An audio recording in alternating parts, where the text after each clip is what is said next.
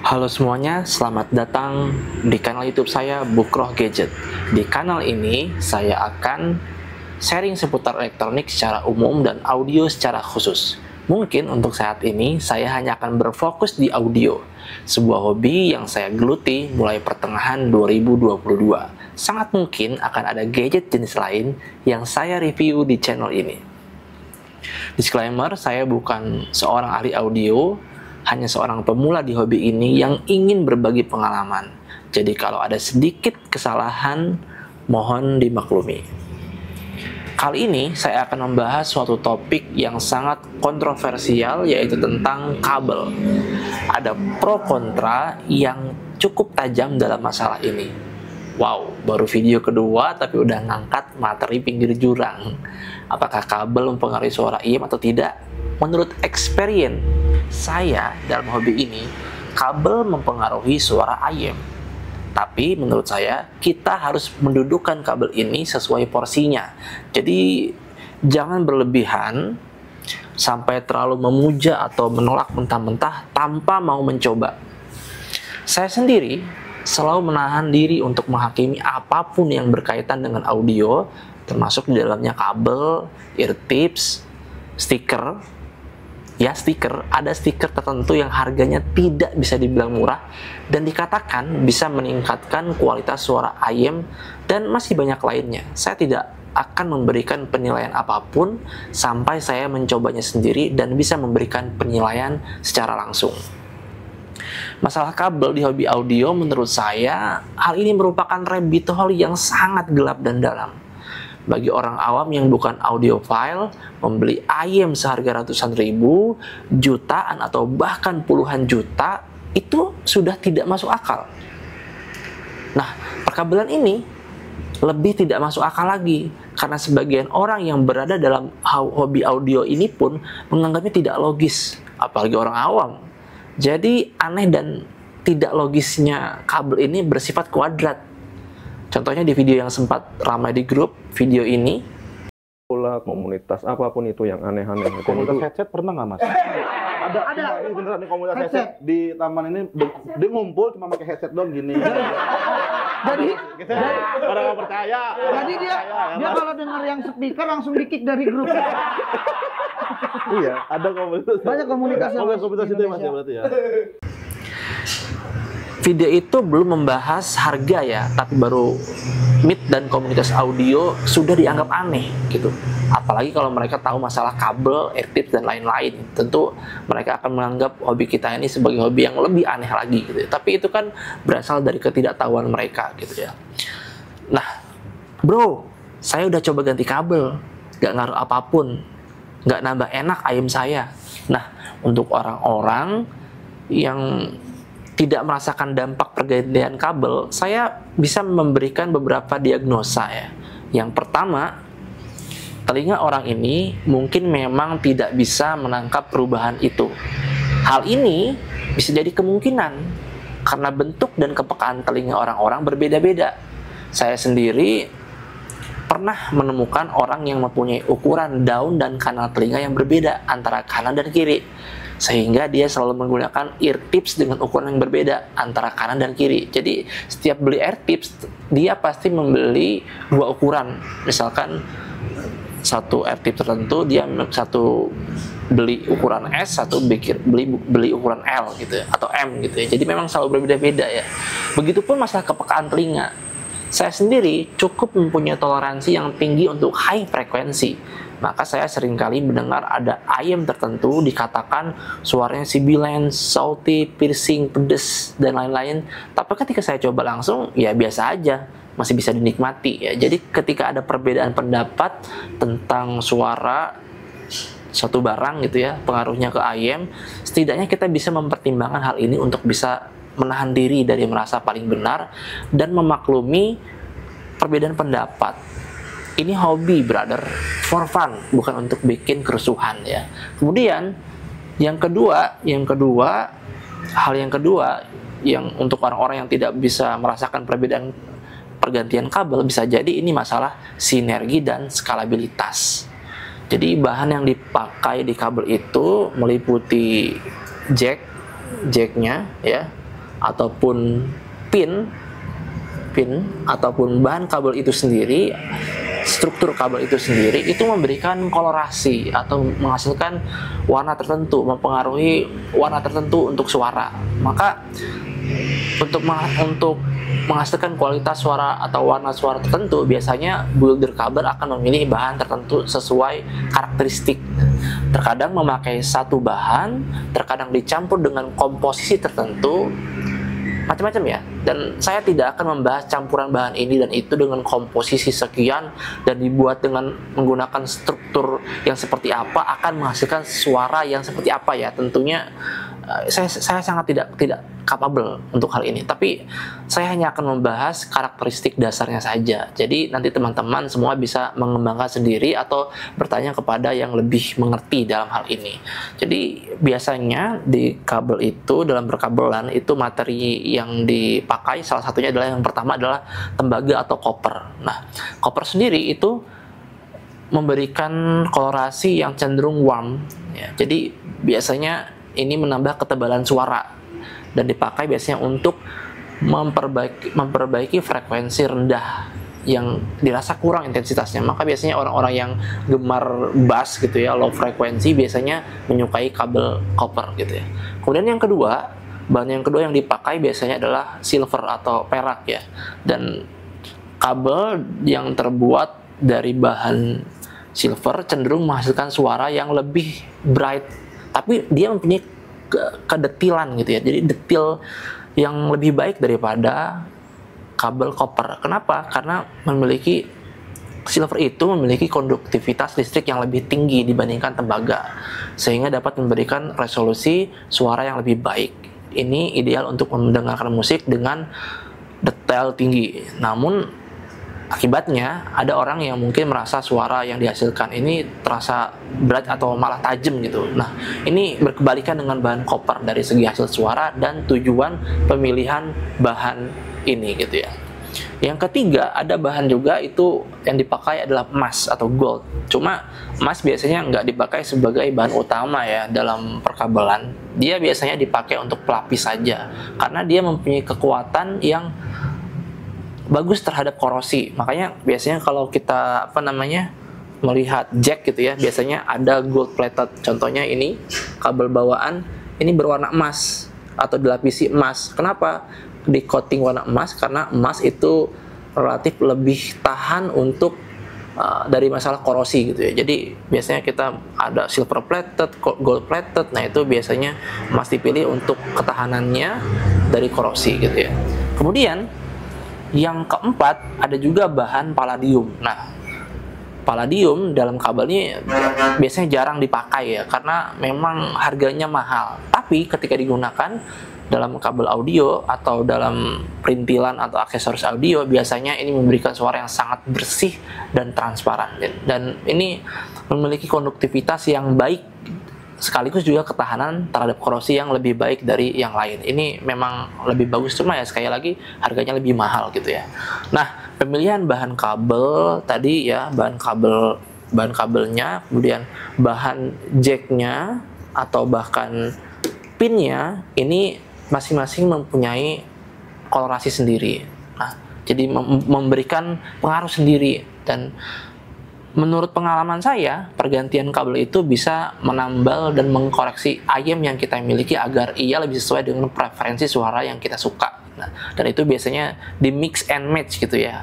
Jadi mungkin kabelnya terbuat dari apa, kemudian komposisinya seperti apa, kemurniannya seperti apa, jacknya nanti apa juga, itu mempunyai pengaruh sendiri-sendiri. Jadi semisal kita mencoba ganti kabel, kok suaranya tetap gak berubah atau malah makin jauh dari selera kita, cermati dulu ya, apakah pemilihan bahan kabel yang kita buat cocok dengan ayam yang kita miliki sehingga menimbulkan sinergi yang tepat gitu ya. Kalau misalnya saya mempunyai ayam yang suaranya relatif tipis dan bright, sedangkan suara yang saya inginkan adalah suara yang lebih tebal dan lebih warm dari suara ayam yang saya punya itu, kemudian saya kok membuat kabel dengan berbahan silver, ya pasti hasilnya tidak akan cocok. Yang ada malah makin tipis dan makin tidak sesuai dengan harapan gitu ya. Jika saya langsung judge bahwa ganti kabel itu nggak ngefek dan cuma mitos, ya saya salah tentu saja. Karena dalam hal ini sudah salah gitu ya. Kemudian pertanyaannya gitu ya, kalau kita sudah memilih kabel dengan bahan yang tepat sesuai yang kita inginkan, sejauh apa pengaruh kabel kepada IM? Apakah jika kita membuat kabel yang mahal ya, top tier gitu ya, mahal banget, kemudian dipasangkan dengan IM seharga ratusan ribu aja, kemudian suara yang dihasilkan melebihi, apakah suaranya akan melebihi IM yang harga jutaan? Nah, enggak ya, enggak seperti itu. Penentuan utama tetap ada di kualitas driver yang dipakai di IM tersebut yang kita pakai gitu ya. Jadi kabel itu hanya faktor pembantu untuk memaksimalkan driver untuk menghasilkan suara terbaiknya. Bisa jadi ada IM yang memiliki kualitas driver yang sudah bagus, tapi karena brand yang mengeluarkan IM itu memiliki hitung-hitungan sendiri untuk mendapatkan keuntungan, kemudian kabel yang disertakan berkualitas biasa saja atau malah cenderung kurang untuk memaksimalkan driver. Maka jika kondisinya seperti ini, ketika kita ganti kabel yang lebih bagus dari bawaannya, kita akan merasa kenaikan kualitas suara yang signifikan. Tapi sebaliknya, bisa jadi ada IM yang dari brandnya memang sudah menyertakan kabel yang cukup baik untuk memaksimalkan drivernya. Kemudian kalau kita seandainya ganti kabelnya dengan kabel yang kita pilih sendiri, kabel custom, bisa jadi kenaikan suaranya tidak signifikan karena memang dari sananya sudah bagus kabelnya dan sudah hampir memaksimalkan potensi suara driver yang dimiliki oleh IM tersebut. Nah, masalah kenaikan ini kita sebut skalabilitas ya. Jadi ini juga berpengaruh gitu ya. Nah, makanya ya jangan tanya, "Bang, kabel apa yang bisa bikin EW200 ngalahin Soft Authority?" Ya nggak ada gitu ya. Mau dipasang kabel PW audio, efek audio, atau apapun itu yang harganya puluhan juta, ya nggak bakal ngalahin Turity. Apalagi kalau ada yang nanya, "Makanya kabel puluhan juta bisa denger suara hati orang lain ya?" Ya enggak dong gitu ya. Jadi kapan sih ganti kabel terasa signifikan pada peningkatan suara? Ya, ketika driver IM mempunyai skalabilitas yang bagus, bertemu dengan bahan kabel berkualitas dan sesuai dengan selera pemilik IM. Nah, itu pasti akan mendapatkan kenaikan suara yang signifikan gitu ya. Nah, mix match ini menjadikan kabel semakin menegangkan untuk dikulik gitu ya, karena bisa membahayakan kondisi kantong gitu. Karena memang harganya itu nggak murah ya. Dan saya bisa berikan ya contoh IM yang ketika kita ganti kabelnya itu mempunyai sinergi serta skalabilitas yang bagus dan cukup terasa peningkatan suara. Contoh ini ini adalah IM Sennheiser IE200 ya, IE200. Nah, ini di-pair dengan kabel Golden Harmony milik Ground Point yang bahannya itu mix antara pure silver dan pure copper gitu kalau tidak salah ya. Ini juga ada kabel dari Ground Point. Ini saya bukan endorse atau apapun ya. Memang saya ya dapatnya nyicip beberapa kali ya kabel-kabel ini. Ini juga bukan punya saya. Ini kiriman dari teman saya, Om Arif. Makasih kirimannya. Jadi saya bisa nyicip agak lama ya. Ini kabel GH atau Golden Harmony. Nah, saya sendiri ini pertama kali ya nyicip di Sennheiser IE200. Ini pertama kali. Justru malah saya pertama kali nyoba bukan Sennheiser itu, bukan IE200, tapi malahan IE600 langsung yang lebih tinggi dari IE200. Dan beberapa kali saya coba IE200, saya tidak menemukan, saya belum bisa suka gitu ke IE200 karena suaranya cenderung tipis gitu. Ya saya akui dia mempunyai potensi yang bagus. Jadi kayak bassnya itu sepertinya bagus gitu ya. Jadi terasa lah dia memang driver yang mahal, tapi saya nggak suka karena terlalu tipis suaranya. Jadi nggak cocok. Ya. Tapi dan dikatakan bahwasanya IE200 ini suaranya mirip secara frekuensi respon juga mirip ya, hanya berbeda di bagian sub-bassnya yang lebih tinggi tuh si IE600. Tapi kalau grafik lainnya mirip-mirip aja lah gitu ya. Nah, saya nggak nyangka gitu ya, dipasangkan dengan kabel Golden Harmony ini justru malah ini suaranya bisa jadi lebih saya suka. Kalau misalkan saya bandingkan, justru malah bisa jadi dibandingkan IE600 dengan kabel bawaan, kemudian dibandingkan dengan IE200 kemudian memakai kabel Golden Harmony ini, saya cenderung lebih suka IE200 di pair dengan Golden Harmony dibandingkan IE600 dengan kabel aslinya, dan itu pun harganya sudah 12 jutaan ya barunya. Jadi kalau saya boleh agak rancang ya, kalau seandainya ada yang ingin punya suka dia IE600 kemudian budgetnya kurang, bisa memakai alternatif ini. Ini kan IE200 harga 2 jutaan, kemudian kabel Golden Harmony ini 8 braid ya, 8 braid, kemudian jacknya ini Connect yang harganya 950 ribuan, ini pinnya Connect seharga 150 ribuan, kemudian ini ada jack Fruitech ini 900 ribuan atau 800 ribuan, dan kabelnya ini kalau saya tanya ke pemiliknya total ini habis 4 jutaan sekian ya. Cuma untuk jack dan connect ini ya bisa kita sesuaikan dengan yang lebih murah. Jadi kalau seandainya kita budgetnya kurang untuk meminang IE600, kita bisa alternatif dengan meminang IE200 harga 2 juta, kemudian membuat kabel Golden Harmony ini seharga 4 jutaan, atau berarti mungkin sekitar habisnya 6 atau 7 juta, tapi bisa kita mendapatkan suara ayam yang serupa atau mendekati gitu ya. Karena saya pribadi suka banget ini. Jadi ketika kalau bawaan IE200 kan kabelnya tipis gitu ya, tipis banget ya, kabel bihun lah gitu ya, nggak kurang berkelas kelihatannya. Tapi ketika diganti di Golden Harmony ini, suaranya itu bisa lebih masih membawa ciri khas IE200 yang dia ada soundstack-nya bagus, tapi semuanya terasa lebih improve. Di bagian sub-bass juga lebih terasa, kemudian semuanya terasa improve dan lebih tebal suaranya ya.